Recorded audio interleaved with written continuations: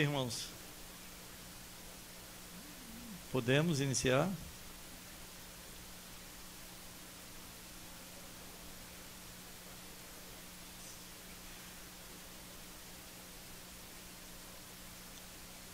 Então, como eu prometi na sexta-feira, nós hoje vamos falar sobre a disciplina na igreja.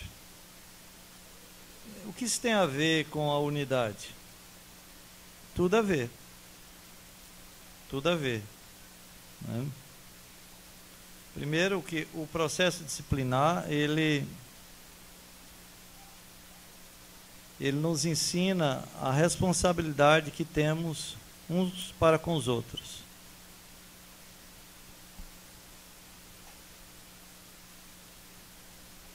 E se a disciplina é bem feita, ela produz união. Se ela é mal feita, produz desunião. Certo? Então, nós vamos abrir nossas Bíblias no Evangelho de Mateus.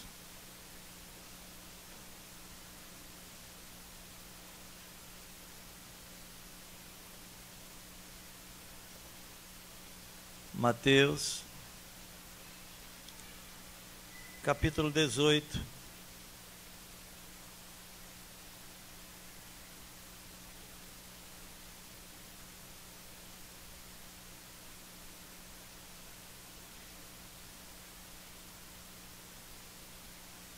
Versículos de 15 a 20. Deixem o texto marcado, por favor. Diz assim o texto: Se teu irmão pecar contra ti, vai arguí-lo entre ti e ele só. Se ele te ouvir, ganhaste a teu irmão. Se porém não te ouvir, toma ainda contigo uma ou duas pessoas, para que pelo depoimento de duas ou três testemunhas, toda a palavra se estabeleça. E se ele não os atender, diz eu à igreja. E se recusar ouvir também a igreja, considera-o como gentio e publicano. Em verdade vos digo que tudo que ligardes na terra terá sido ligado nos céus, e tudo que desligardes na terra terá sido desligado nos céus. Em verdade também vos digo que se dois dentre vós sobre a terra concordarem a respeito de qualquer coisa que porventura pedirem, ser-lhes-á concedida por meu Pai, que está nos céus. Porque onde estiverem dois ou três reunidos em meu nome, ali estou no meio deles. Vamos orar? Senhor Deus, Pai de amor, de eterna bondade, Pai de toda graça e justiça, recorremos a Ti, reconhecendo que de nós mesmos nada podemos fazer e que em Ti reside todo o poder, toda a plenitude, toda a sabedoria, toda a majestade, toda a glória. Por isso, Senhor, e queremos clamar nesse instante que Tu renove as nossas forças, dê ânimo físico, ânimo espiritual, vigor, alegria de estudar a Tua palavra e, acima de tudo, dê-nos um entendimento da Tua palavra. Um assunto tão delicado, Senhor. Só Tu mesmo, pelo Teu Espírito, é que pode nos esclarecer e nos orientar. Dá-nos a graça, Senhor, de entender e aplicar a disciplina na igreja. Assim nós Te rogamos em nome de Jesus. Amém. Olha, irmãos, nós estamos no estudo, né? E no estudo a gente vai ter que perguntar, vai ter que participar, né? Eu sei que essas coisas não vão saírem gravadas aí, as respostas, né? Mas a disciplina na igreja é responsabilidade de quem? Essa é a primeira pergunta que eu faço. É responsabilidade de quem? A disciplina na igreja? Alguém disse do conselho, outra disse nossa. Muito bem, vamos ver. O exercício da disciplina na igreja é algo importante. Tão importante que Calvino a considerou, né, ao lado da proclamação da palavra e da administração dos sacramentos, como uma das marcas que distinguem a igreja verdadeira da falsa. Ou seja, na igreja falsa, não somente está ausente a pregação inspirada das Escrituras, e os sacramentos são antibíblicos ou incorretamente administrados, mas também na igreja falsa, ela é negligente na preservação de sua pureza moral e doutrinária.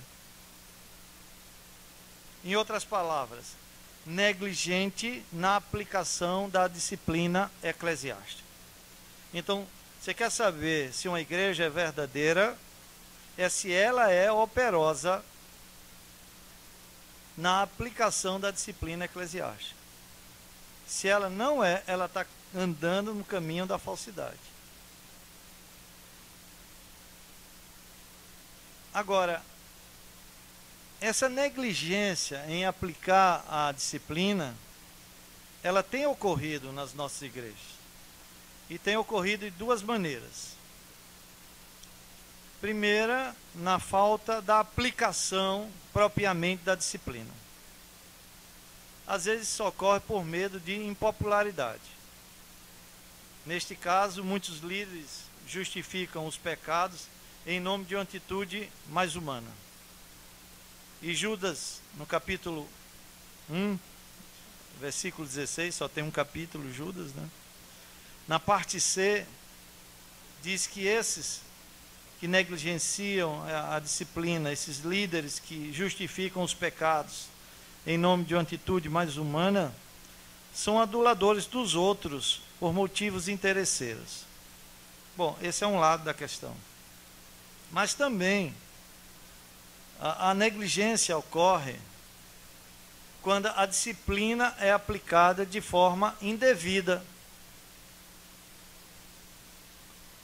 Então entenda, ela ocorre se não se aplica a disciplina, ocorre a negligência, e a negligência ocorre também quando se aplica a disciplina.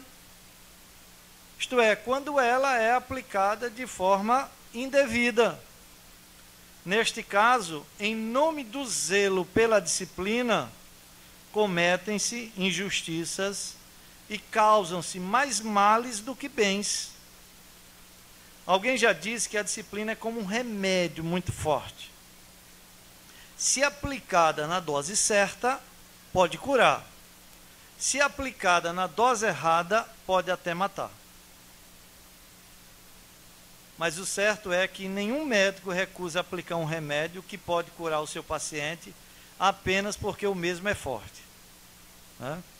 Então vejam, se a igreja é fiel em aplicar a disciplina, é fiel e bíblica ao disciplinar, ainda assim há necessidade de que todos os membros compreendam as bases bíblicas para tanto.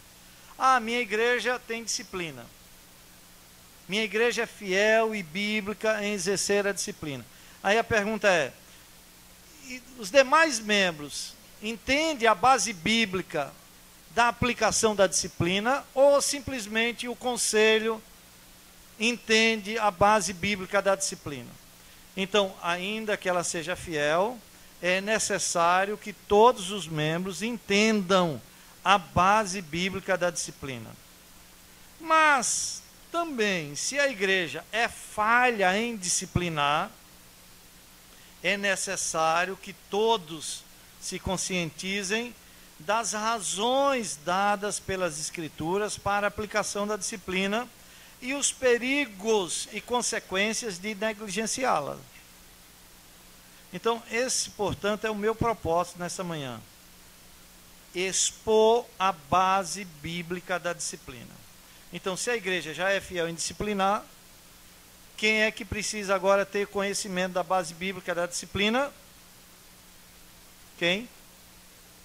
A igreja como um todo, todos os membros. Se ela não é fiel em disciplinar, então todos precisam se conscientizar das razões dadas pelas Escrituras para a aplicação da disciplina e dos perigos e consequências de negligenciá-la. Entendeu? Entendeu os dois lados aí da questão? Então, eu quero expor a base bíblica para a disciplina. E isso pode ser facilmente demonstrado num texto que nós lemos de Mateus 18, de 15 a 20, através de 4 estágios. Então, vamos ver isso através de 4 estágios. Segundo Cristo ensinou, o processo de disciplina começa com a admoestação privada. Então, esse é o primeiro estágio do processo disciplinar. A admoestação privada. Versículo 15. Vamos analisá-lo.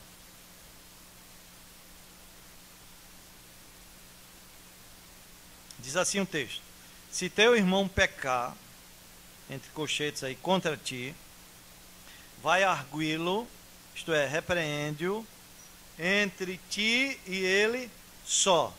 Se ele te ouvir, ganhaste a teu irmão.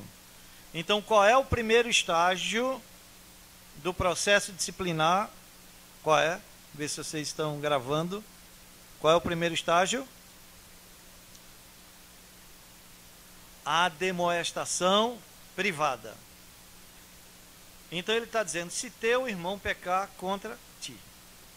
Irmãos,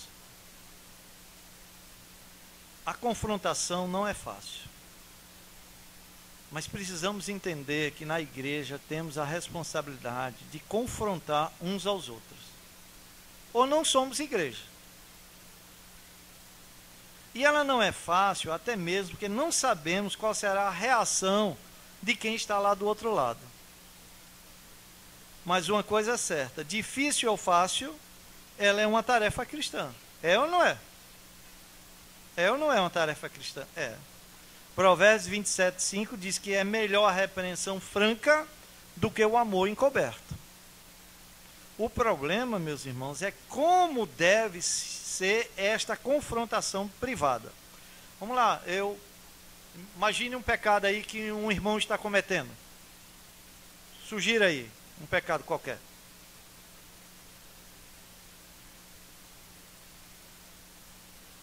Está mentindo. Muito bem, o irmão está mentindo. Então, eu devo confrontá-lo. Né? E como é que eu devo fazer essa confrontação? Deixa eu ir pegar um pecado mais grave, para a gente entender melhor. Aquele que geralmente causa maior escândalo, são os pecados relacionados ao sexo. Vamos imaginar o adultério, certo? Vamos imaginar que alguém está adulterando. E só você sabe que essa pessoa está adulterando. Qual deve ser sua atitude? Dizer o conselho? Não. De jeito nenhum.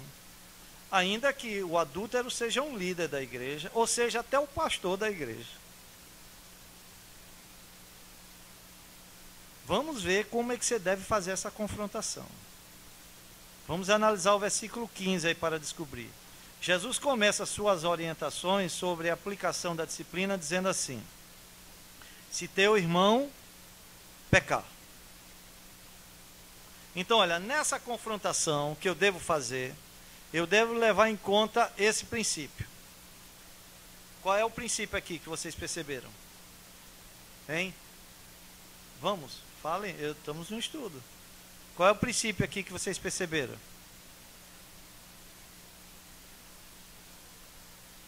Não, ainda tem um outro anterior. Ah, ele é meu irmão. Então eu devo confrontá-lo com esse sentimento. Ele é meu irmão. Então, para Cristo, a disciplina é assunto de família. Ela não pode ser expandida para o mundo. Então ele diz que o ofensor é meu irmão. E como tal deve ser tratado. Então, eu vejo que uma pessoa está adulterando, tenho consciência que essa pessoa está adulterando, tenho certeza que essa pessoa está adulterando. Ele é um irmão aqui da igreja, ninguém sabe, a não ser eu, que ele está cometendo isso. Então, Cristo diz que eu devo ir confrontá-lo. Mas devo confrontá-lo com a consciência que ele é meu irmão. E como tal, ele deve ser tratado. Lá em 2 Tessalonicenses, no capítulo 3, versículo 15, orienta a não tratar o ofensor como inimigo. Pelo contrário, ele deve ser aconselhado como se aconselha um irmão. Gálatas, no capítulo 6, versículo 1, diz que se alguém for surpreendido em alguma falta, aquele que é espiritual deve corrigi-lo com espírito de brandura. E 1 Timóteo, no capítulo 5, versículos 1 e 2, estabelece o padrão familiar da confrontação. Vamos ler esse texto. 1 Timóteo 5, 1 e 2. Vejam como a confrontação deve ser realizada.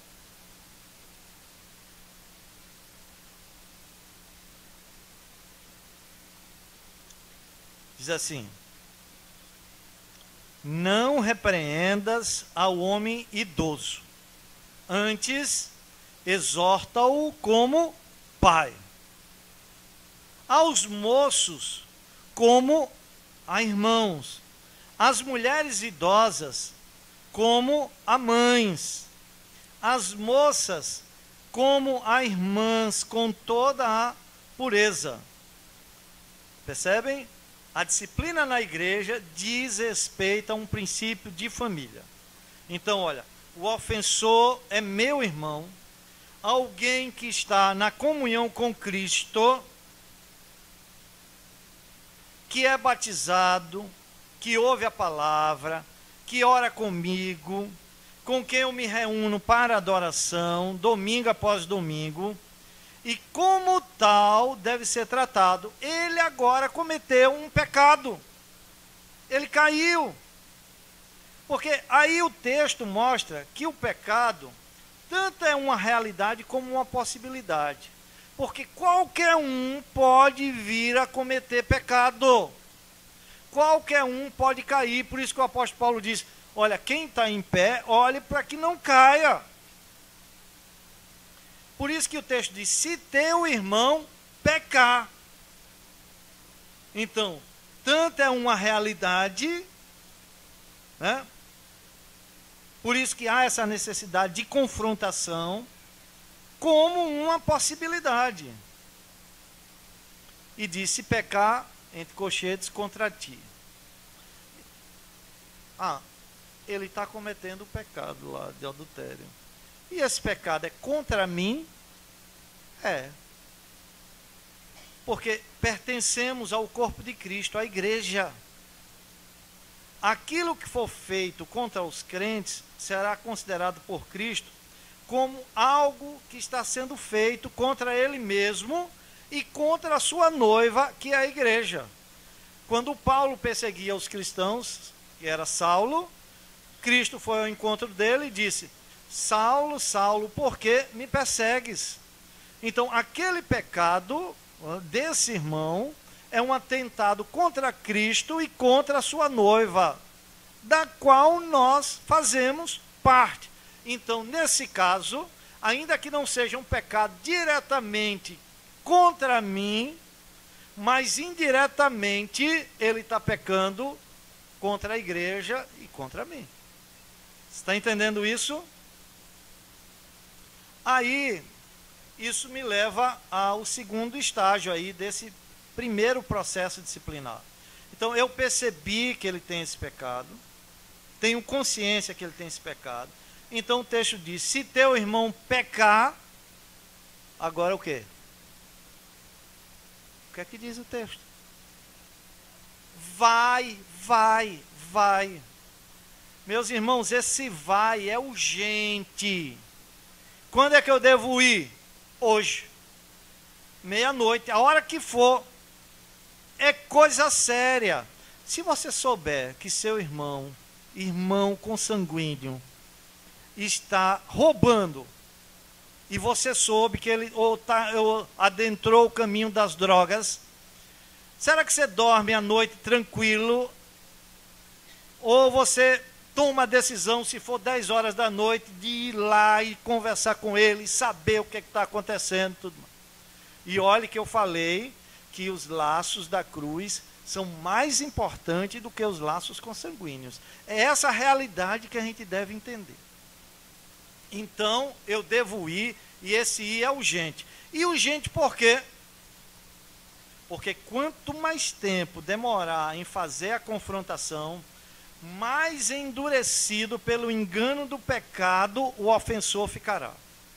Porque ele vai criando racionalizações do engano do seu próprio coração para ir justificando o seu pecado. Ah, mas eu estou em adultério porque a minha esposa também não me serve, ela não cuida de mim, me abandona, isso. Ele vai criando essas racionalizações. Eu tenho direito de ser feliz, né? Eu vou viver a vida inteira com essa mulher sendo infeliz, né? Então, há necessidade de ir urgente. A confrontação é para expor o pecado desse irmão. Agora, escute uma coisa. A confrontação só deve acontecer quando for cometido um pecado sério. Você não vai estar toda hora, por tolices aí que o irmão cometeu, está fazendo o confronto. A Bíblia diz que o amor cobre multidão de pecados. Aqui não se refere a nada trivial. A confrontação também não deve ser usada para repreender aqueles que têm preferências ou opiniões diferentes das suas. Em questões de preferências e opiniões, a palavra de Deus o instrui a considerar os outros superiores a si mesmo e não os julgar. Está lá em Filipenses, a gente viu aqui no primeiro dia, capítulo 2, versículos 3 e 4. Romanos, capítulo 14, você vai ver isso. Aí agora eu faço uma pergunta. Sendo assim, que pecados são dignos de serem considerados neste princípio de conflito? Meu irmão, minha irmã, a confrontação deve acontecer quando o amor cristão é violado, quando a unidade é violada, quando a lei de Deus é violada, quando a verdade cristã é violada. Agora eu quero fazer uma observação. Nunca se deve fazer essa confrontação apenas com base em suspeitas e aparências. João, no capítulo 7, versículo 24, ele diz assim: não julgueis segundo a aparência, e sim pela reta justiça. Julgar pela aparência é julgar os motivos dos outros. Ah, eu vou julgar que aquele irmão está em adultério, porque meia-noite eu ia passando e eu o vi num lugar deserto conversando com uma mulher. Então ele está cometendo adultério. Eu não sei os motivos, quem sabe ele estava ali perdido, pedindo orientação, ou numa aflição, ou qualquer outra coisa. Então eu não posso julgar pela aparência, mas sim pela reta justiça. Jesus nos proíbe de julgar os motivos dos outros. Então, se eu não tenho certeza, eu não posso julgar o motivo dos outros. Por que que ele faz isso? Porque simplesmente não somos capazes de discernir os pensamentos e propósitos do coração. Isso é prerrogativa divina. Apenas Deus pode julgar o coração, porque somente Ele pode vê-lo. Está lá em 1 Samuel 16, 7. Somente Deus conhece os segredos dos corações. Salmo 44, 21. E só Deus pode avaliar os motivos, assim diz Provérbios 16, 2. E por meio de Cristo, Deus julgará o segredo dos homens, assim diz Romanos 2, 16. Então, julgar os motivos não é nosso papel. Então, ouça uma coisa. O julgamento que é feito com base nas aparências nos coloca como juiz, tomando para si uma prerrogativa divina.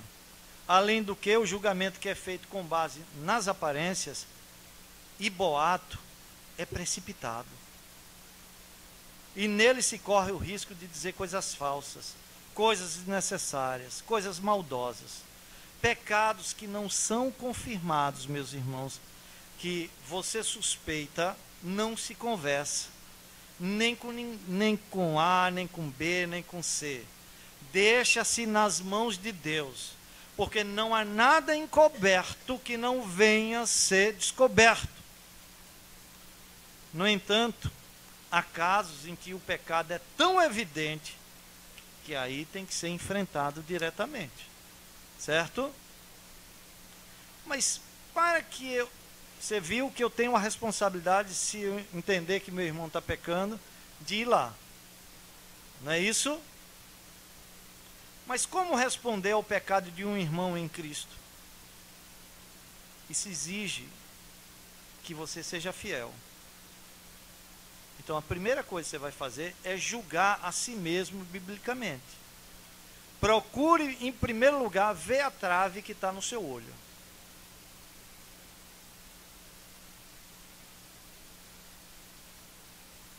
E lá você vai repreendê-lo com espírito de mansidão, para que o pecador tenha a oportunidade de se reconciliar com Deus e com outros. E aí agora a gente vai para um terceiro passo. Se teu irmão pecar, vai o quê? Arguí-lo, repreende-o, faça com que ele se lembre do que fez e do mal da sua ação. Mas você vai fazer isso com argumentos bíblicos, com a razão e não com paixão. Não adianta você chegar lá apelando: olha, meu irmão, pense na sua mãe, pense na sua esposa, pense nos seus filhinhos, veja o seu pecado. Isso é pura paixão. Mostre que ele está pecando contra Deus biblicamente. Só isso é que vai conduzi-lo ao arrependimento. O resto é remorso. Quando Davi pecou e reconheceu o seu pecado, ele disse, lá no Salmo 51, contra ti somente pequei, e fiz o que é mal aos teus olhos, para que seja puros no julgar e reto no falar. Aí eu pergunto, Davi pecou contra Batseba? Pecou contra Urias? Pecou contra a sua família? Pecou contra Israel? Pecou contra tantas outras pessoas? E por que é que ele está dizendo, contra ti somente pequei? Porque quando o pecador de fato está arrependido, ele não vê as outras pessoas que estão ao seu redor. A gravidade do pecado dele contra Deus ofusca qualquer coisa. Então, é por isso que Davi diz, contra ti somente pequei. Isso não quer dizer que Davi não reconhecia que tinha pecado contra todas essas outras pessoas. Porque quando eu apenas penso que pequei contra as pessoas, é verdade, eu vou deixar essa mulher, porque já pensou, para meus filhos tão queridos, chego em casa, eles me abraçam, me beijam, isso e aquilo. Isso é só remorso. Daqui a pouco vai bater o desejo novamente e ele volta lá. Entendeu? Mas se ele entender que pecou contra Deus, será infundido nele o temor de Deus, que vai de fato convertê-lo. Se ele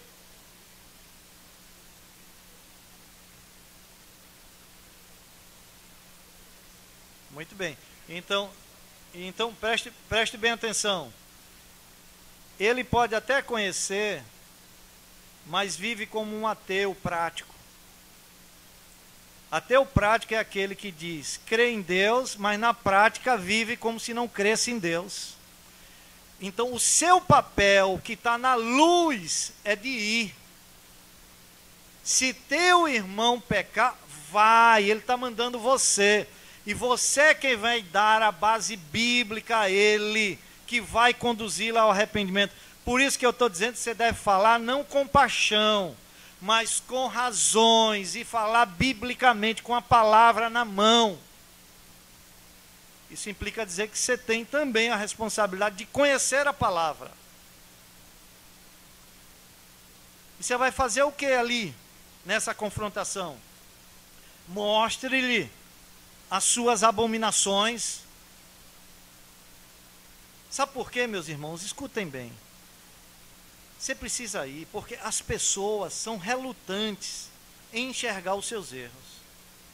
E têm a necessidade de ser informada sobre eles.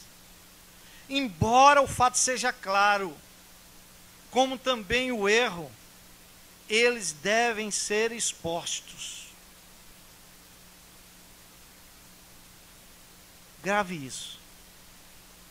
Os graves pecados frequentemente distraem a consciência. E no momento a entorpecem e a silenciam. Existe a necessidade de despertá-la. Quanto maior o pecado, quanto mais grave o pecado, mais capacidade ele tem de entorpecimento e de silenciar a consciência. Daí a ordem de Jesus: se teu irmão pecar, vai arguí-lo, mostra a miserabilidade dos seus atos. E eu vou dar um exemplo disso. O próprio coração de Davi o afligiu quando ele cortou a orla da veste de Saul. Ele diz: pequei. Quando ele contou o povo em um censo, ele diz: pequei. Mas o que é muito estranho é que não vemos que ele tenha sido afligido no caso de Urias, até que Natã disse: tu és o homem. Foram 14 meses que Davi passou com esse pecado encoberto.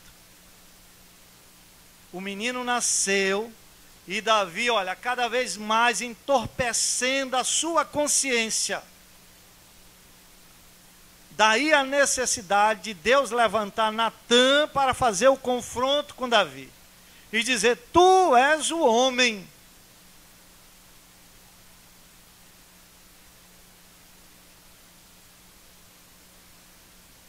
Então você deve confrontar o seu irmão. É isso que Jesus está dizendo. Se teu irmão pecar, vai arguí-lo.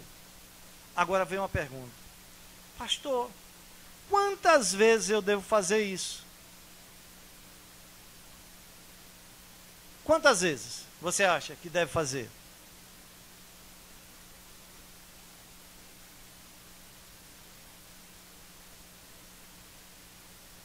Faça isso várias vezes. Vai. Isso exige oração. Clame pela ajuda do Espírito Santo de Deus. O seu ministério de confrontação é sempre eficaz. É ele o único capaz de convencer o pecador do seu pecado. Não é você. O seu papel é um instrumento na mão de Deus. O seu papel é ir tantas vezes que for preciso. Olha, enquanto a pessoa estiver recebendo a sua palavra, enquanto ela não bater a porta para você, você deve ir.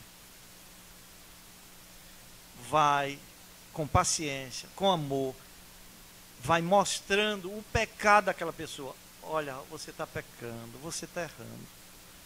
Confronta-o com a palavra. Ele disse: eu acho que vai, você está certo. Bom, aí você sai cheio de esperança. Na semana seguinte, você sabe que ele não largou aquela mulher. Você vai de novo. Mas ele está dentro da igreja. Ele pode ser um presbítero. E aí, pastor? Eu vejo que ele é presbítero e no dia da ceia ele está distribuindo a ceia, e com esse pecado, o que eu faço? Continue no seu papel. Continue. Ninguém pode saber. É isso que Jesus diz. A responsabilidade é sobre você. Quando Deus lhe deu a capacidade de enxergar isso, por que Deus não descobriu isso para outras pessoas? Porque Deus quer que você atue. Ele está trabalhando na sua vida e na vida dele. Ele está te ensinando bondade e paciência, que são atributos de Deus e frutos do Espírito Santo. Ele é teu irmão, não esqueça disso. Vá. Essa confrontação deve ser feita com perguntas simples e diretas. Peça sabedoria a Deus. Provérbios, no capítulo 20, versículo 5, diz: como águas profundas são os propósitos do coração do homem, mas o homem de inteligência sabe descobri-las. A repreensão cristã é um mandamento de Cristo para trazer os pecadores ao arrependimento. E deve ser tratada como um mandamento, é uma ordem que Cristo está te dando. Aí a pessoa pensa, vou logo dizer a um presbítero o que está acontecendo, vou logo dizer ao pastor. Irmãos, isso não é igreja. Isso não é igreja.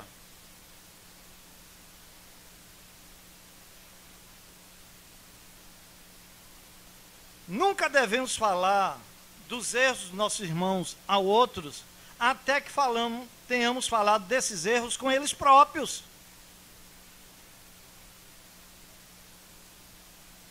O ofensor tem que entender que seu pecado é contra a igreja e contra Cristo. E em seguida Jesus diz: se teu irmão pecar, vai arguí-lo como?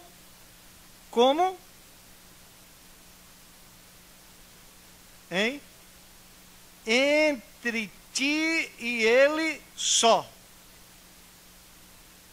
Isso tem o propósito de resguardar a reputação do indivíduo. Meus irmãos, entendam uma coisa. Toda confrontação no processo disciplinar, ou todo processo disciplinar, ele visa a restauração do indivíduo. Não é castigar o indivíduo. Ele visa a restauração. Então, o fato de entre ti e ele só, tem o propósito de resguardar a reputação do indivíduo. Isto é confidencialidade responsável. Eu não vou dizer a ninguém isso. É triste, mas em muitos casos, quando a pessoa vai, metade da igreja já sabe do ocorrido. De nada mais adianta essa confrontação, porque ele próprio já saiu comentando com o outro, já manchou a reputação daquela pessoa. Então, esse passo não tem mais sentido. Meus irmãos, escutem uma coisa: o pecado escandaliza o céu. E quanto menos pessoas na terra tomarem conhecimento dele, tanto melhor. É por isso que Cristo diz: olha, se você viu que seu irmão está cometendo pecado, vai entre ti e ele só. Agora vem um passo da reconciliação. Se teu irmão pecar contra ti, vai arguí-lo entre ti e ele só. Se ele te ouvir, o que é que acontece? Ganhaste teu irmão. Olha que maravilha. Vamos voltar àquele exemplo do adultério. Já pensou se a esposa dele soubesse? Nunca mais talvez se relacionaria com ele como dantes. Já pensou se os seus filhos soubessem? Talvez nunca mais tivesse o respeito para com ele que devia ter. Mas quem foi que fez todo esse benefício na vida desse irmão? E evitou até que ele cometesse pecados maiores? Foi você. Você foi lá, trouxe a palavra, foi paciente, o tempo que foi preciso, só você e ele e mais ninguém, e orando e indo, orando e indo, orando e indo, enquanto ele estava ali recebendo, enquanto ele estava pronto ali a ouvir. Você não devia deixar de ir, sempre indo, até que um dia o Espírito fez a obra e o convenceu do pecado.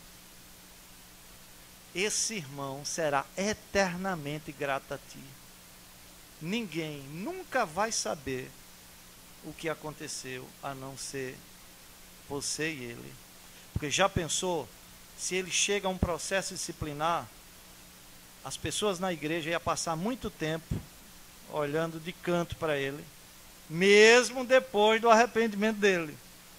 E o constrangimento que toda a família dele passaria e a vergonha que toda a família dele passaria. Mas quem foi que fez todo esse benefício? Você. Ele é meu irmão. Seu irmão de sangue, que é um ladrão, que rouba, que você vai lá confrontar. Quando você sair de lá, você vai chamando as pessoas. Vem cá, ó, eu queria dizer uma coisa. Eu tenho um irmão que é ladrão. Vai? Não. Não, porque você não quer envergonhar a sua família. O tanto quanto você puder resolver ali na surdina, você vai resolver. Roupa suja se lava em casa, você vai lavar ali na família, vai lavar em casa. Porque com a igreja tem que ser diferente. Se aqui a relação de consanguinidade, né, é inferior à relação que nós temos na cruz. Tiago, abra comigo aí, Tiago 5, 19 e 20.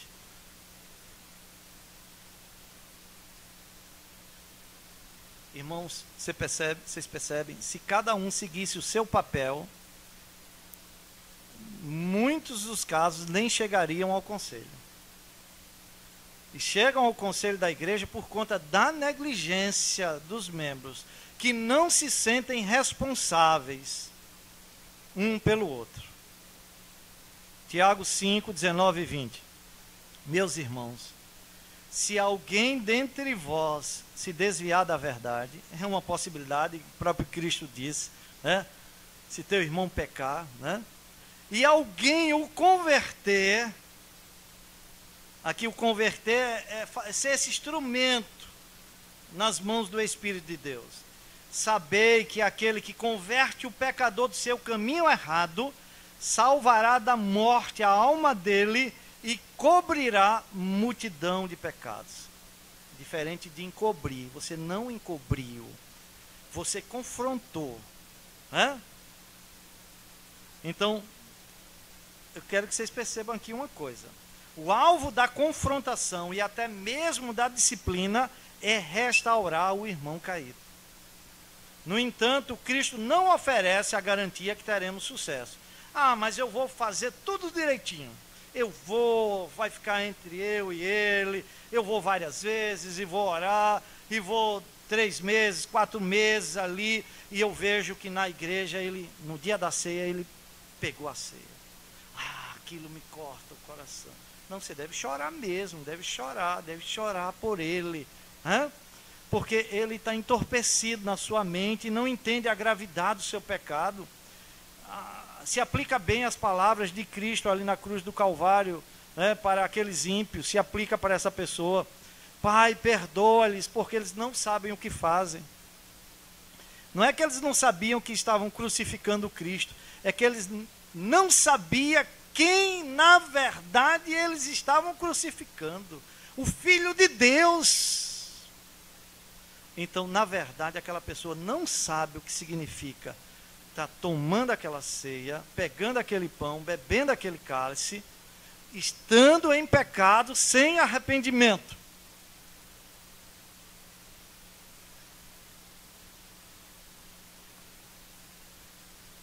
Se ele der ouvidos, ganharemos o irmão. Vamos ganhar o irmão no sentido de o impedirmos de cometer pecados mais sérios contra outros. Porque nessa caminhada, um abismo chama outro abismo, e ele ia cometer tantos outros pecados maiores contra outros. E também construiremos um relacionamento mais sólido em Cristo com aquele irmão ou irmã. Agora, e se ele se arrepender? Estamos só no confronto pessoal. Se ele se arrepender, você deve conceder pleno perdão de coração a ele ali. Olha, que aqui você corre um risco muito grande. De quando ele se arrepender, você está muito chateado, porque você insistiu o tempo inteiro com ele, né, e ele não quis se arrepender. Mas você tem que conceder pleno perdão. Aconselhá-lo agora, biblicamente, para que ele possa se reconciliar com Deus e com as pessoas contra quem ele pecou. Vá lá, procure aquela mulher, no caso que estamos citando aqui, peça perdão a ela. Se há outras pessoas da família daquela mulher envolvida, peça perdão a eles pelo engano, pela astúcia e por todas as coisas que você fez contra ela e contra os seus familiares. E ajude-o agora a retornar à plena comunhão e ao serviço do corpo de Cristo, dentro daquilo que for biblicamente possível. Mas existe a possibilidade dele não atender a confrontação individual. Nesse caso, vem o segundo estágio. Jesus ordena uma demoestação semi-privada. Olha, ainda continua dentro desse princípio de ademoestação. Quanto menos pessoas conhecer aquele pecado, tanto melhor.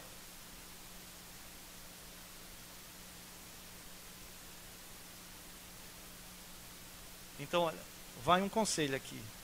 Se um dia alguém chegar e disser para você, olha, meu irmão, minha irmã, ou um líder aqui, fulano está cometendo um pecado.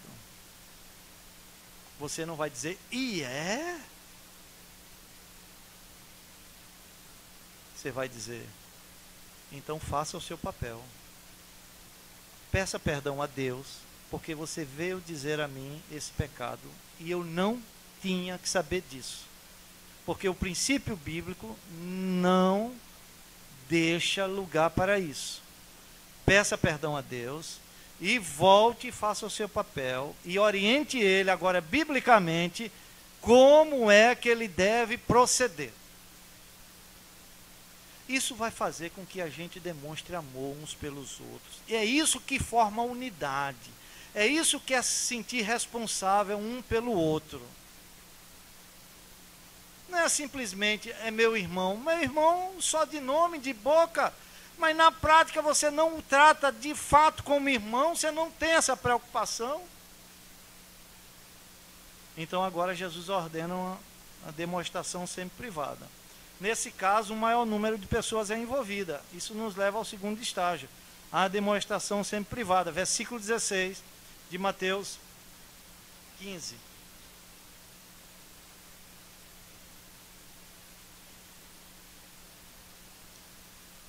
Se porém não te ouvir, ó, Cristo sabe que nem sempre ele vai ouvir.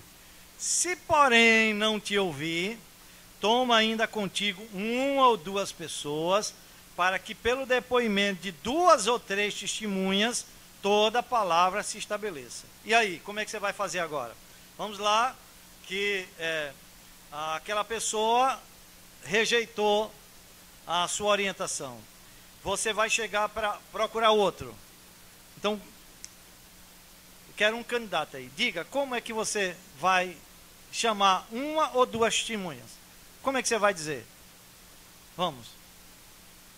Para ele ajudar nesse trabalho. Vamos. O que é que você vai dizer essa testemunha? Vamos.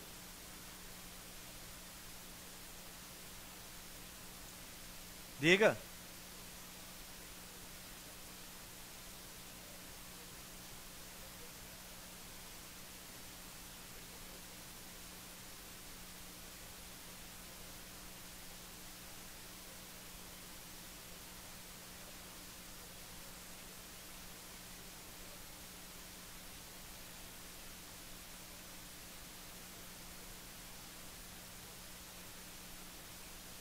Muito bem. Concordam? Vocês ouviram? Concordam? Hein? Não? E como deve ser? Hein? Ah, não ouviu. Então ele diz que vai orar, vai escolher a pessoa, isso é importante, você não deve escolher qualquer um, tem que ser uma pessoa madura, mas uma pessoa que exerça influência naquele outro que está pecando, para fazer peso. E ele disse que contaria os fatos para que juntos fossem até aquela pessoa. Então, entenderam? Concordam ou não? Muito bem. Quando é a hora certa de passar do primeiro estágio para o segundo? Quando não há mais progresso no contato individual e a parte ofensora não quer mais lhe ouvir. Pode ser que ela até, veja bem, esteja lhe recebendo, mas você entende que ela está só lhe enrolando. Aí, nesse caso, se você vê a relutância, é hora de você passar para o segundo estágio. Aí a abordagem é com mais uma ou com mais duas. No princípio, pode parecer que o objetivo desse passo é intimidar o ofensor, mas não é. O propósito é mesmo de conscientizar o ofensor quanto aos prejuízos da sua atitude para com o corpo de Cristo. Então você vai levar mais pessoas para fazer peso na consciência dele. Então o propósito é conscientizar o ofensor que seu pecado tem consequências pessoais e coletivas. E que seu pecado, acima de tudo, é contra Deus. Mas eu chego já na pergunta que eu fiz. Como deve ser essa confrontação agora, nesse segundo estágio? Deve ser com paciência e bondade. O texto diz, se porém não te ouvir, então ainda que haja um coração impenitente, devemos ser pacientes como Deus, sempre dando uma oportunidade de reconciliação, como diz Romanos 2,4, ou como diz 2 Timóteo 2, 25 e 26. Mas deve ser também com persistência. Se porém não te ouvir, toma contigo uma ou duas pessoas. E quantas vezes esses dois ou esses três devem ir? Quantas? Tantas quantas forem precisas. O mesmo processo. Ora e vai. Ora e vai. Ora e vai.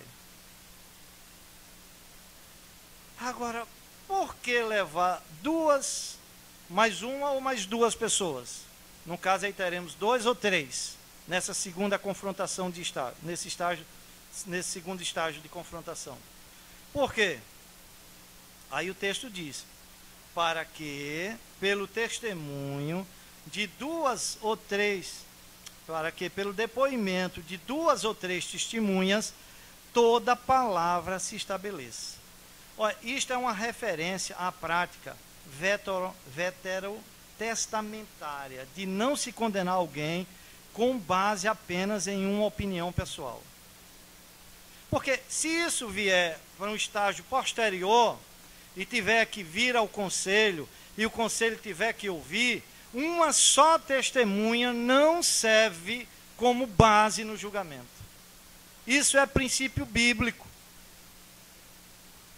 Abra aí em Deuteronômio, capítulo 19, versículo 15.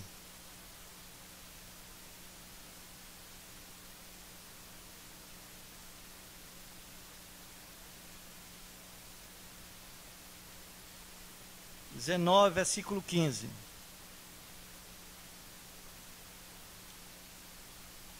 Uma só testemunha não se levantará contra alguém por qualquer iniquidade ou por qualquer pecado, seja qual for que cometer. Pelo depoimento de duas ou três testemunhas, se estabelecerá o fato. Olha, estamos trazendo um princípio do Velho Testamento. Aí você pode dizer, mas isso é coisa lá do Velho Testamento. Tá bom, então vamos ver no Novo Testamento, 2 Coríntios 13, 1.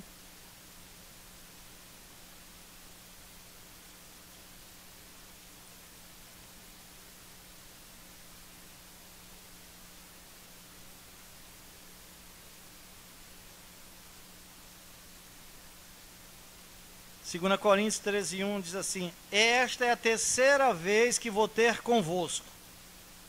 Por boca de duas ou três testemunhas, toda a questão será decidida.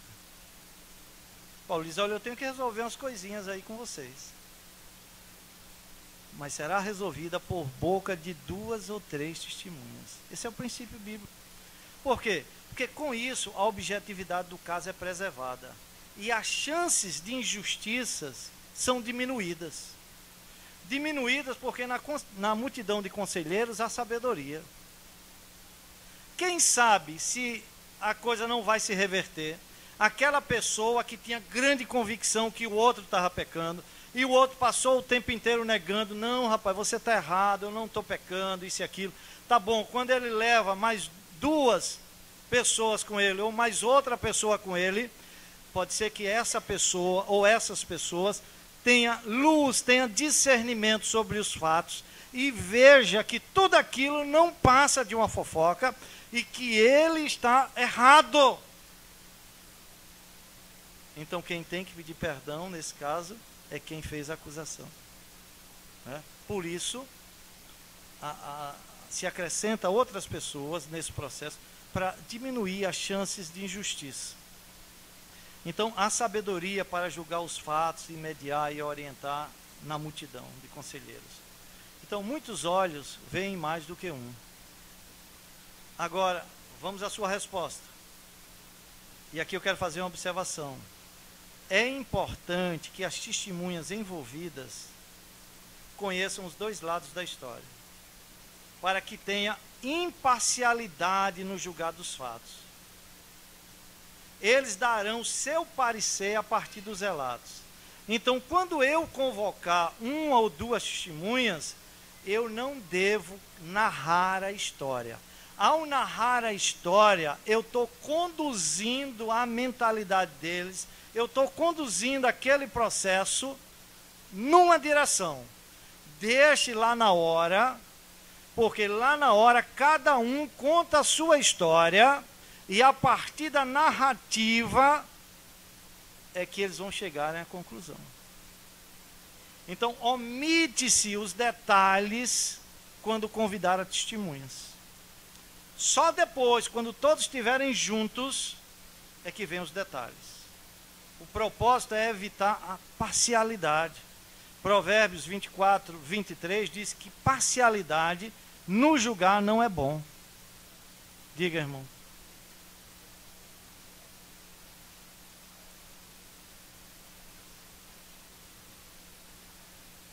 O quê?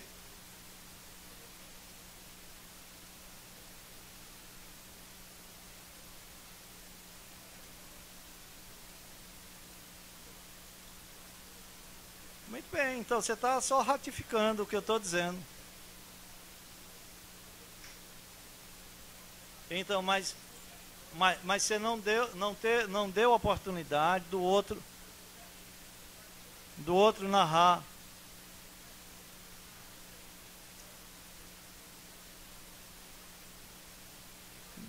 Não, o interessante é que cada um narra ali naquele momento. Naquele momento. Né? Agora, se o faltoso recusar a demonstração individual, e se ele recusar a demonstração conjunta de 2 ou 3 membros, Jesus então aí determina uma demonstração pública. Esse é o 3º estágio da aplicação da disciplina. Então, preste atenção nisso.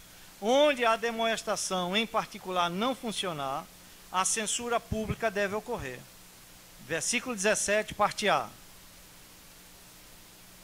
E se ele não os atender, né? Aqui já não é mais né? Não os atender, diz-eu a igreja.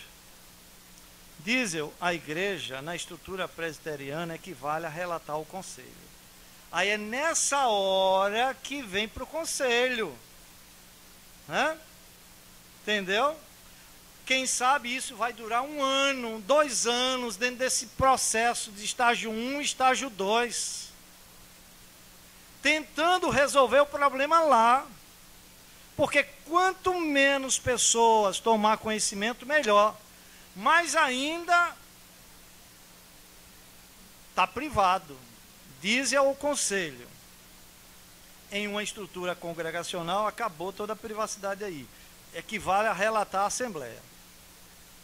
Em qualquer situação, o relato agora deve ser feito pelo primeiro irmão, ou irmã, né? E pela outra, ou outras testemunhas envolvidas no segundo estágio. Então, você não vem sozinho agora conversar com o conselho. Agora, vem 2 ou 3 para confirmar a história por boca de 2 ou 3 testemunhas no conselho.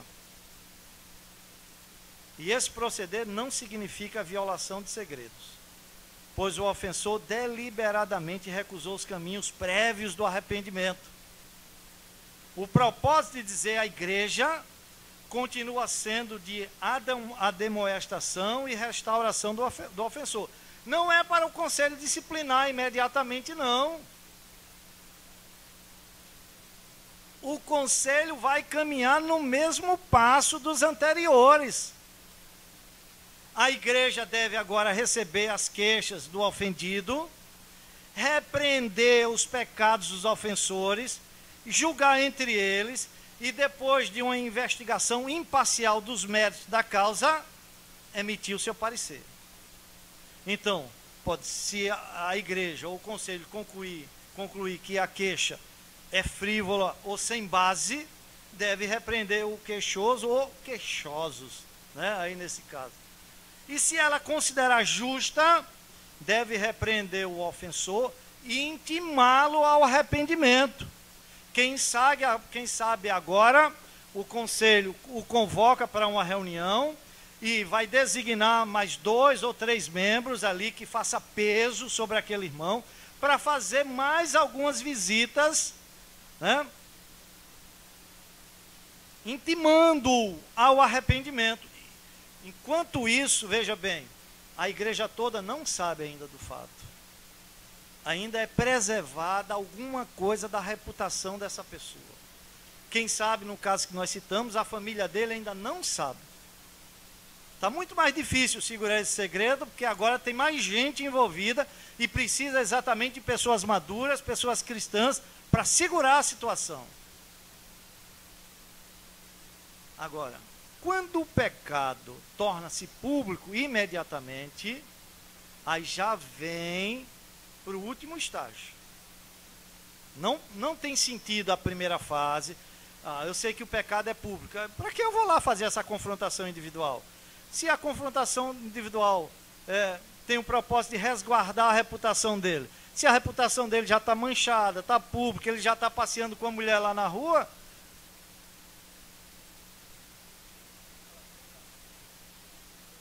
qualquer um, o procedimento é o mesmo. Então, você pode ver o pastor aqui, passar 6 meses pregando, numa situação dessa, e você confrontando, orando e confrontando, você pode resgatar o ministério desse irmão, a família desse irmão, a vida desse irmão.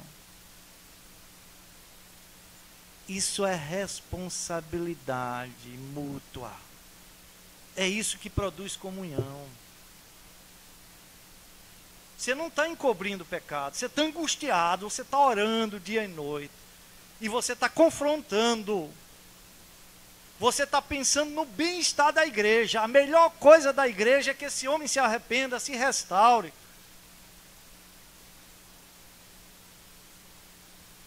Você não quer trazer escândalos para a igreja.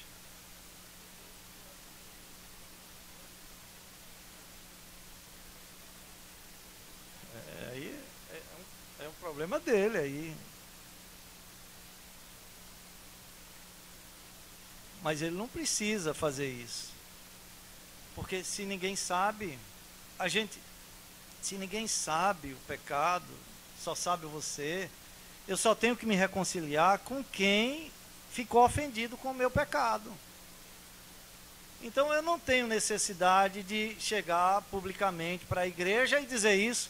Se eu posso, meu irmão, muito obrigado, eu vou mudar a minha vida, vou lá pedir perdão àquela mulher que eu ofendi, né? E pronto, e morreu ali. Porque o propósito é restaurá-lo. Não tem sentido. Então, se ele resolver a situação com Deus, morre ali. Vou falar sobre isso hoje de noite. Isso não quer dizer que ele não tenha que consertar no nível horizontal. Resolveu com Deus e consertou no nível horizontal todas as pendências. Aí morre ali.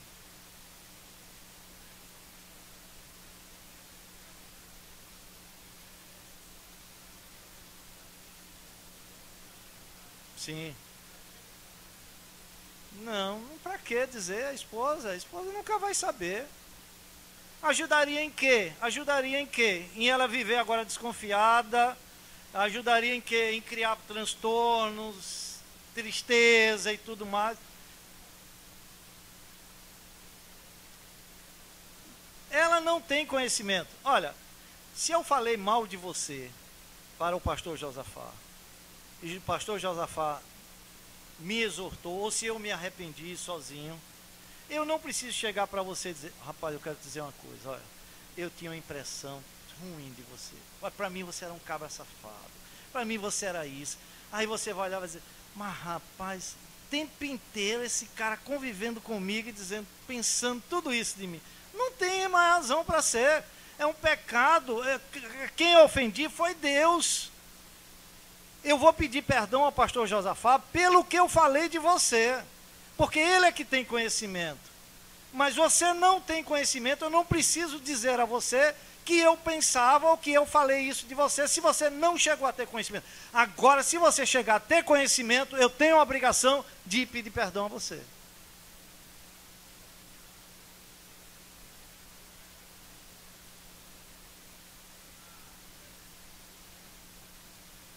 Só um instante, deixa eu só concluir aqui o raciocínio. Vamos lá que o sujeito é um crente, fez uma viagem daqui para Rio de Janeiro, foi fazer um curso da empresa e tal, e lá escorregou. Escorregou, pecou com outra mulher, tudo mais. O fato de vir em casa e chegar, dizer, rapaz, estou ruim demais. Ele já se arrependeu, já pediu perdão a Deus, tudo mais. Tal. Aí eu tenho que dizer à minha esposa. Sabe por que ele pensa assim? O problema é que ele não se perdoou. Ele recebeu o perdão de Deus e não se perdoou. Então sua esposa nunca vai ter conhecimento que nesse curso ele teve isso. Então não vai ajudá-lo em nada a tomar conhecimento desses fatos. Resolveu com Deus, resolveu com Deus. Eu vou mostrar um exemplo bíblico hoje à noite. Tá certo? Pois não.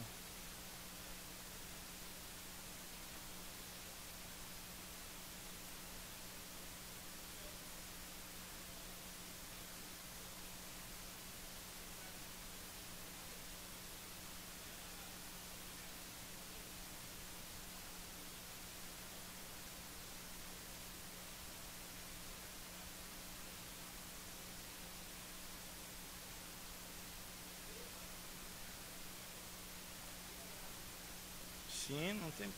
A gente não está tratando de culto aqui estamos tratando de relações pessoais.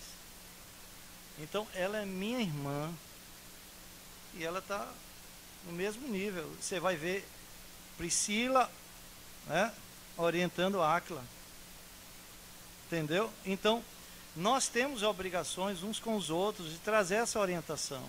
Aqui você não quebra um princípio de autoridade. Porque estamos no mesmo nível. Somos irmãos. Entendeu? Então, agora, você vê que às vezes só chega ao terceiro passo, porque aqueles que estavam mais próximos do faltoso, deixou de aplicar o primeiro e o segundo passo. Então, a igreja então é surpreendida com o pecado realizado, divulgado e comentado, restando os oficiais apenas tomar o processo a partir desse estágio. Então, volto a dizer, pecados públicos não podem ser tratados de forma privada, sobre o risco de Deus voltar-se contra a própria igreja. Não há tolerância mais quando os pecados se tornam públicos. Aí tem que ir, ou arrepende-se ou é disciplina. Não tem para onde correr. Né? Então, quando o pecado é público, já começa, e conhecido de todos, já começa o processo no terceiro estágio. Abra um favor, 1 Coríntios 5.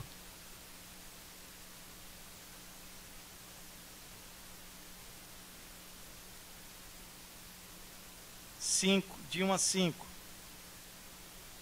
Vamos ligeirinho.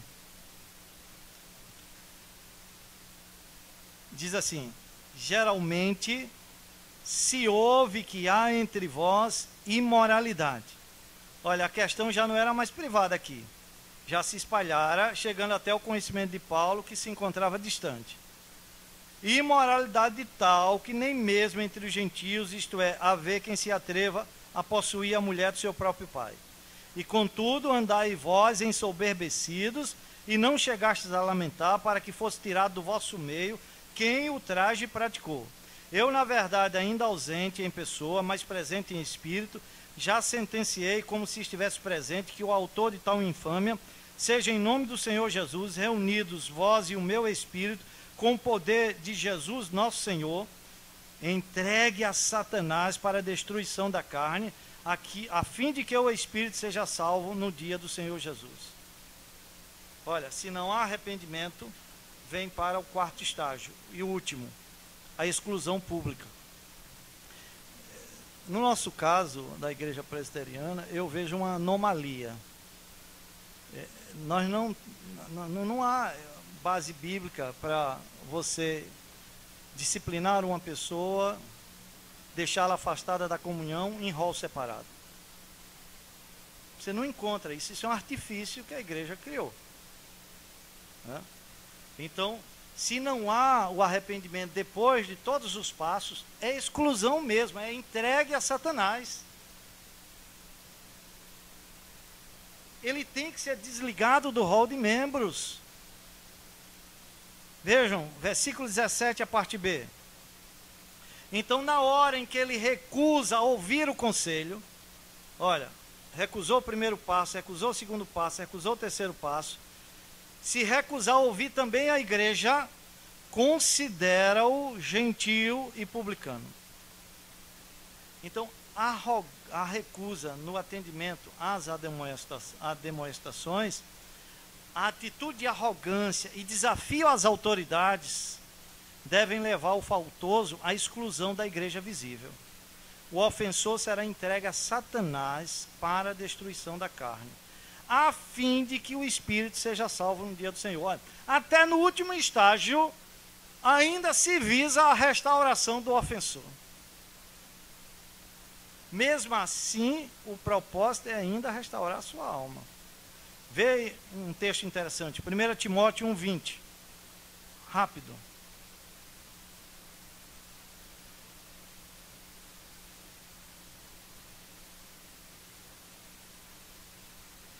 E dentre esses se contam Himeneu e Alexandre, os quais entreguei a Satanás para serem castigados, a fim de não mais blasfemarem.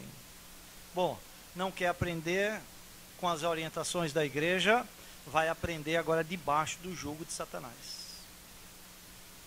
Sendo expulso do reino de Cristo, o faltoso será considerado como pertencendo ao reino de Satanás. Com essa exclusão, vão-se também os privilégios.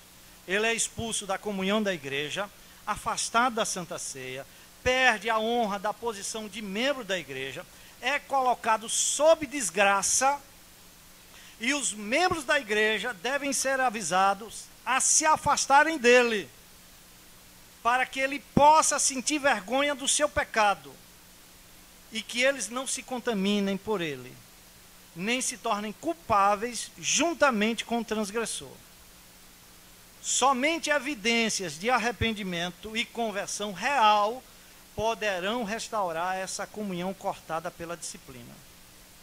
O ofensor excluído, até que se arrependa verdadeiramente, deve ser tido como gentio, a quem não era permitido entrar nos átrios sagrados do templo do Senhor.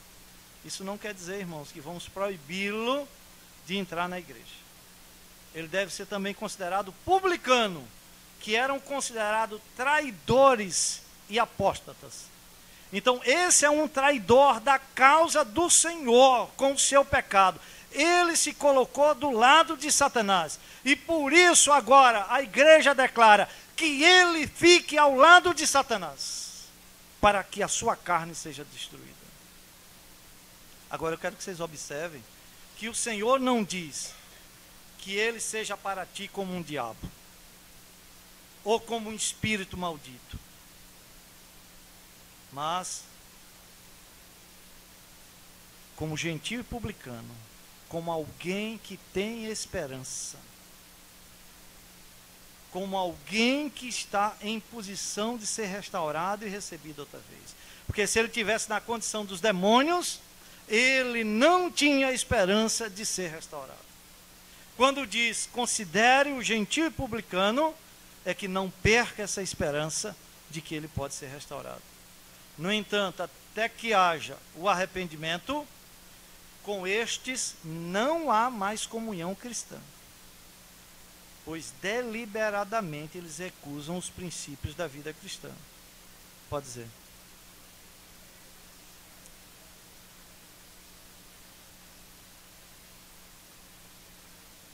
Se ele for um eleito, inevitavelmente ele vem ao arrependimento, ele vem à restauração. Senão, vai se comprovar, cada vez mais ele vai se endurecer, vai se afastar e vai abraçar o reino de Satanás com todas as suas forças.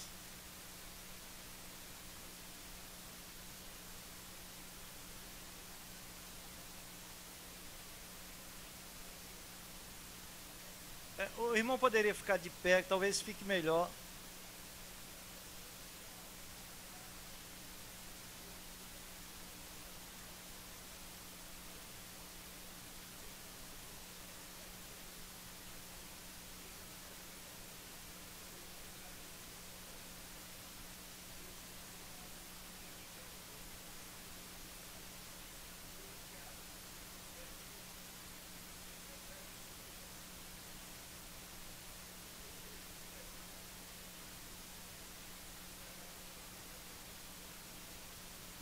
Eu acho que está fora aí. Ele poderia recorrer a um auxílio. Se ele não está conseguindo se perdoar, ele poderia recorrer a você e dizer, irmão, quero que você me auxilie. E aí, espontaneamente, ele poderia conversar com você, mas isso ficava entre você e ele. E você iria auxiliá-lo dentro desse pecado. Ou até...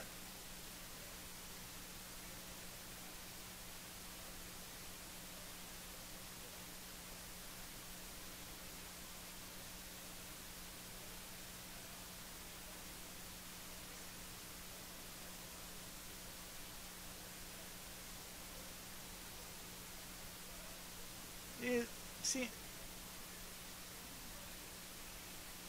é diferente. É diferente aí. Você confessar no sentido de você buscar uma ajuda. Entendeu? Aí o que Tiago está dizendo, nós precisamos ter esse confronto, nós precisamos estar confessando os nossos pecados uns aos outros. Mas aí é diferente, aí é um sentimento, aí é um peso, aí é um remorso que ele tem e acha que talvez uma forma de resolver a questão é confessando a sua esposa. O contexto diferente aí. Então, vamos voltar onde nós estávamos. Não tem mais comunhão com essa pessoa. 1 Coríntios 5,11 diz assim, mas agora vos escrevo que não vos associeis com alguém que, dizendo-se irmão, foi impuro, ou avarento, ou idólatra, ou maldizente, ou beberrão, ou roubador. Com esse tal, nem ainda comais. Então não tem mais aquela confraternização. Se antes comíamos juntos, se ele vinha à minha casa, eu ia à casa dele, não tem mais essa comunhão. Eu não vou tratá-lo como inimigo, mas não tem mais essa comunhão aprofundada. Né? E 2 Tessalonicenses, no capítulo 3, versículos 14 e 15, isso aqui é bem interessante. Caso alguém não preste obediência à nossa palavra dada por essa epístola, versículo 14, notai-o, nem vos associei com ele, para que fique envergonhado, todavia não o considereis por inimigo. Então eu não devo considerá-lo como inimigo, mas também não posso ter comunhão formal com ele até que ele se arrependa. E se o pecado dessa pessoa é heresia, ou seja, o desvio doutrinário das verdades fundamentais ensinadas nas Escrituras, ele nem mesmo deve ser recebido em minha casa. Ele é um herege, vai tentar me contaminar. É isso que 2 João, versículos 10 e 11 diz. Se alguém vem ter convosco e não traz essa doutrina, não o recebais em casa, nem lhes deis as boas-vindas. Porquanto aquele que lhe dá boas-vindas, faze-se cúmplice das suas obras más. Ele está se referindo, lógico, aqui aos falsos mestres. E esses que são disciplinados por conta de heresias, está nessa categoria dos falsos mestres. Infelizmente, muitas vezes, membros com boas intenções confundem o desejo legítimo de restauração do disciplinado com o apoio prejudicial do mesmo. Não se limitam a indicar que estão em oração, mas colocam panos quentes na ação do conselho. Muitas vezes os disciplinados são alvo de um aconchego e atenção após a disciplina, que não somente minam a autoridade da igreja, mas são prejudiciais ao próprio disciplinado, que deixa de sentir os efeitos danosos da falta de comunhão que o seu pecado causou. Então, ainda continua com a comunhão com os irmãos? Não, ele tem que sentir saudades da igreja. Ele tem que sentir saudade dos irmãos. Ele tem que desejar estar aqui.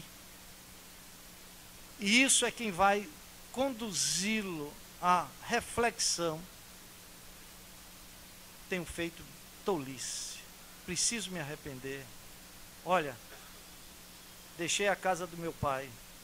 Estou aqui entre os porcos. É preciso que caia em si.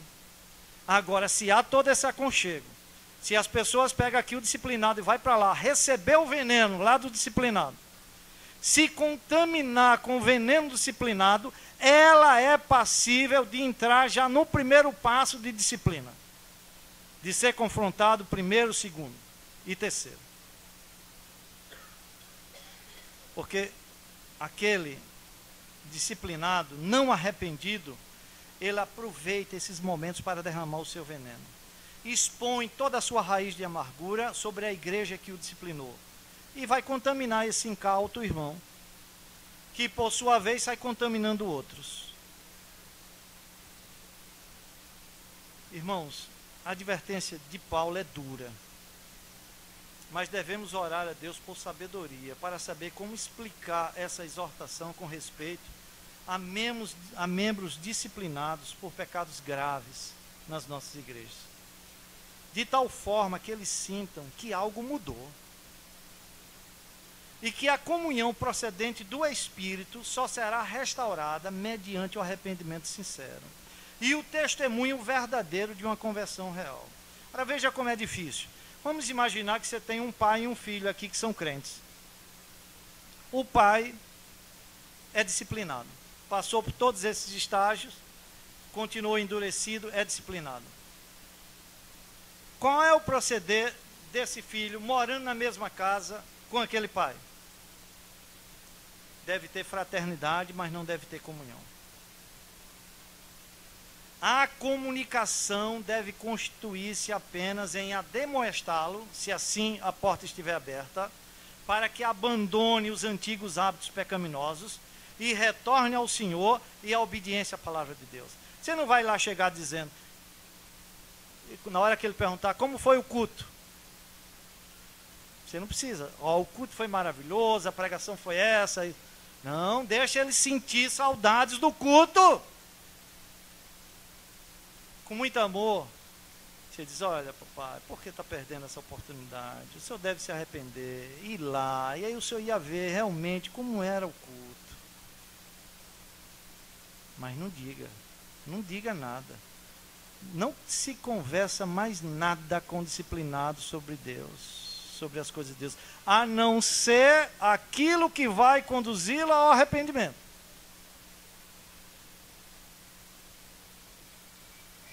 Agora, nos versículos 18 e 19, não termina aí.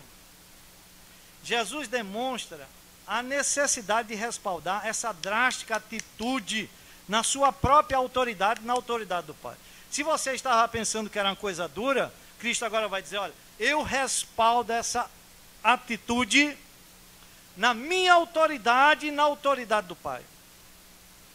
E esses versículos que eu vou ler agora, 18 e 19, respondem ao questionamento de muitos insubmissos, que perguntam assim, com que autoridade o conselho desta igreja está me disciplinando?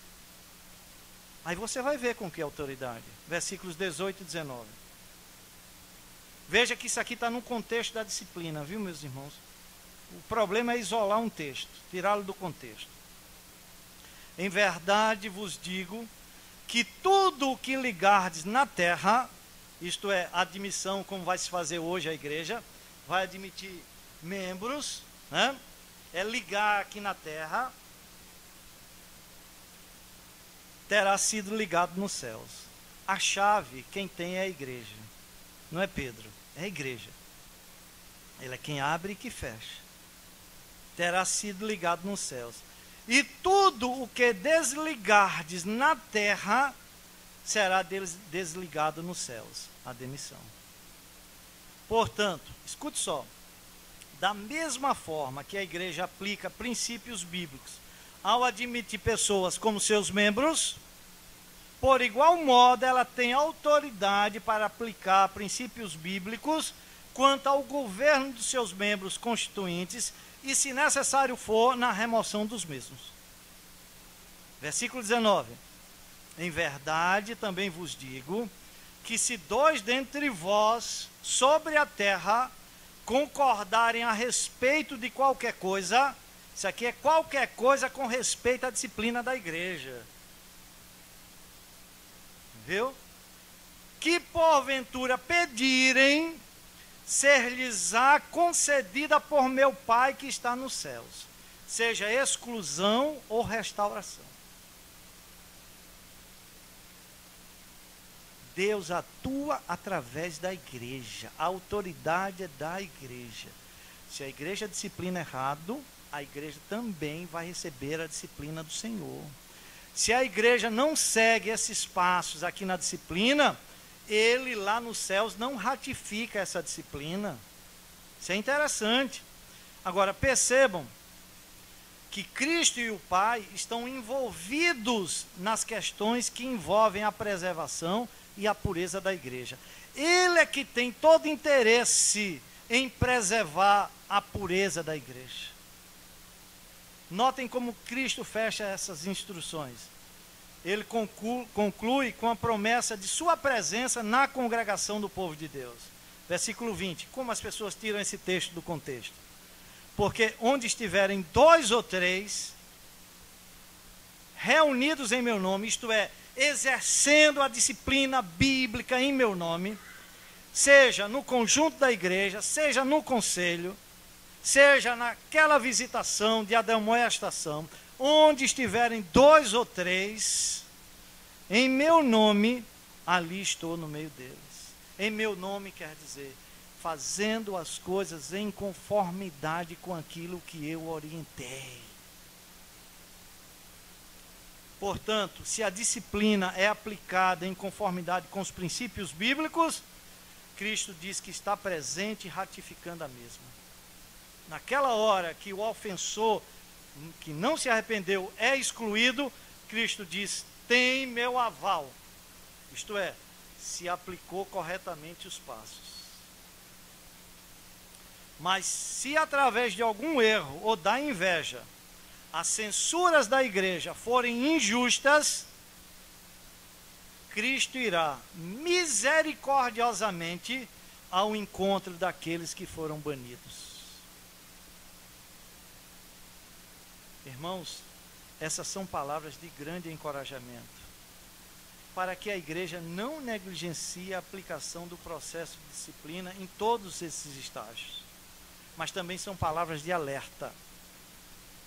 Procedimento disciplinar que Cristo ordena é também uma exortação para a igreja lamentar, chorar, avaliar e corrigir-se se errou em alguma coisa em todo esse processo. E se assim fez, a igreja também deve arrepender-se. Que Deus nos ajude a pôr em prática a sua palavra. E aí você vai ver que quando aplicada corretamente a disciplina, ela vai produzir união na igreja. Vai trazer pureza para a igreja, benefícios para a igreja, bênçãos para a igreja. Que Deus nos ajude. Amém.